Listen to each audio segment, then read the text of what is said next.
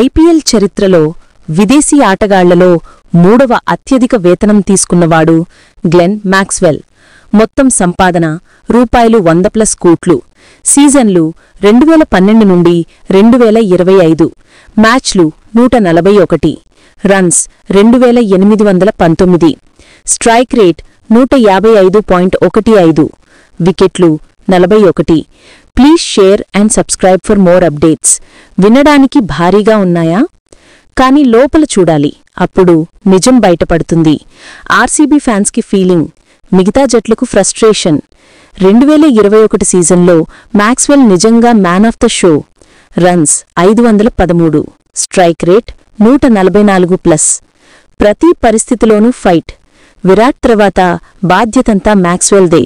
ఆ ఒక్క సీజన్ అతన్ని ఆర్సీబీలో ఫీలింగ్గా మార్చింది. కానీ 1 సీజన్ లెజెండ్ చేయదు. మిగతా జట్ల అనుభవం ఒక్కటే. హీరో ఒక్కరోజు 0, 5 మ్యాచ్లు.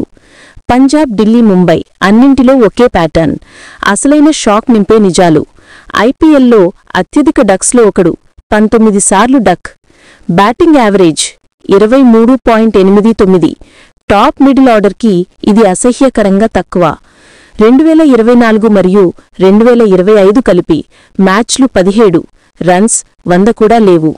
ఇక్కడ ఫామ్ పడింది అనడం కాదు, ఇది డౌన్ఫాల్ రేటా. కోట్లు తీసుకున్నాడు, కానీ కప్పు కాదు. 2022-2024లో ఆర్సీబీ అతనికి ఇచ్చింది 11 కోట్లు ప్రతి సీజన్.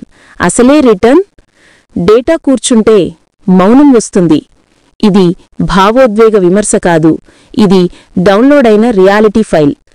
ఐపీఎల్ 2026కి రాడు అంటున్నాడు. ఇది కెరీర్ ఎండ్? బ్రూటల్ ఆన్సర్, అవుననే ఛాన్సే ఎక్కువ. కారణాలు సింపుల్. వయసు పెరుగుతోంది, ఫామ్ కనుమరుగైపోయింది. ఫ్రాంచైజీలిప్పుడు నమ్మకమైన యూత్కే కోట్లు పెడతాయి. డేటా ఆధారంగా నిర్ణయాలు, డ్రీమ్స్ మీద కాదు.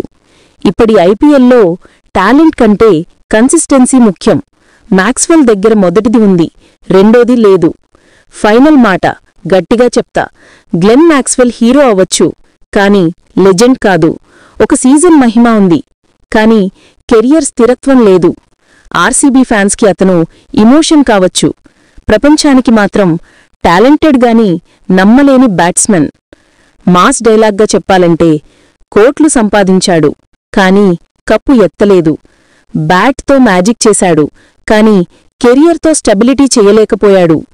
ఇదే మాక్స్వెల్ ఐపీఎల్ కథ, నేరుగా, నంగనంగా, నిజంగా.